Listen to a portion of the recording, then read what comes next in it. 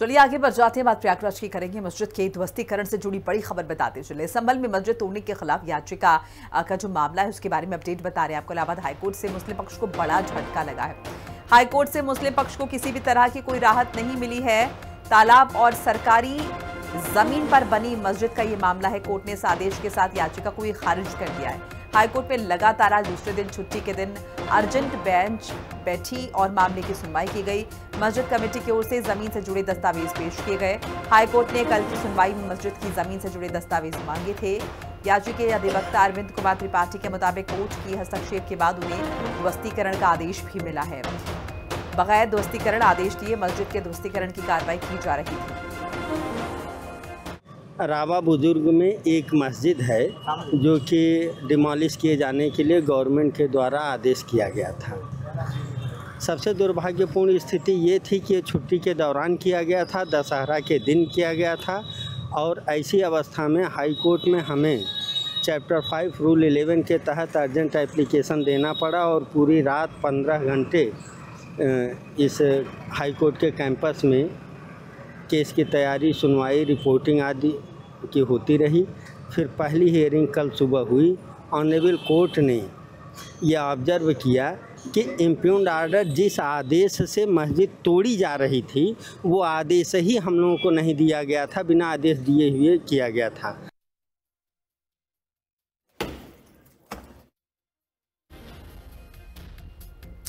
तो झटका लगा है मुस्लिम पक्ष को।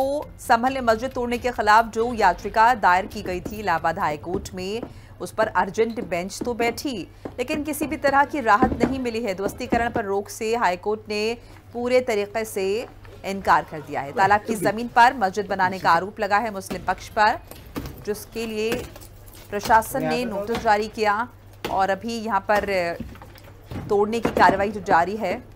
इन सब के बीच ज्यादा इन्फॉर्मेशन के साथ मेरे सहयोगी सौरभ मिश्रा जुड़ चुके हैं। सौरभ, जाहिर है मुस्लिम पक्ष को बड़ा झटका लगा है हाईकोर्ट की तरफ से। विस्तृत तरीके से जानना चाहेंगे अदालत ने क्या कुछ कहा है अपने फैसले में। जी बिल्कुल, देखिए संभल में तालाब और सरकारी जमीन पर अस्पताल और मैरिज हॉल और मस्जिद के ध्वस्तीकरण के मामले को लेकर इलाहाबाद हाईकोर्ट में अर्जेंट सुनवाई चल रही थी। हालांकि इलाहाबाद की हाईकोर्ट की छुट्टी चल रही है, लेकिन फिर भी इस मामले को लेकर इलाहाबाद हाईकोर्ट में अर्जेंट बेंच बैठी और आज इलाहाबाद हाईकोर्ट ने मुस्लिम पक्ष की याचिका को निस्तारित करते हुए उनसे ये कहा है कि आप संभल की जिला कोर्ट में इस अपील को दाखिल कर सकते हैं। हालांकि जब हमने अधिवक्ता अरविंद त्रिपाठी से बात किया तो उनका कहना है कि अब इस सोमवार को हम संभल के जिला कोर्ट में इस मामले को लेकर अपील दायर करेंगे और वहां पर हम अपने 3 मुख्य बिंदु रखेंगे। पहला मुख्य बिंदु कि उन्हें बिना आदेश दिए मस्जिद जो है ध्वस्तीकरण कराया गया, मैरिज हॉल ध्वस्तीकरण कराया गया।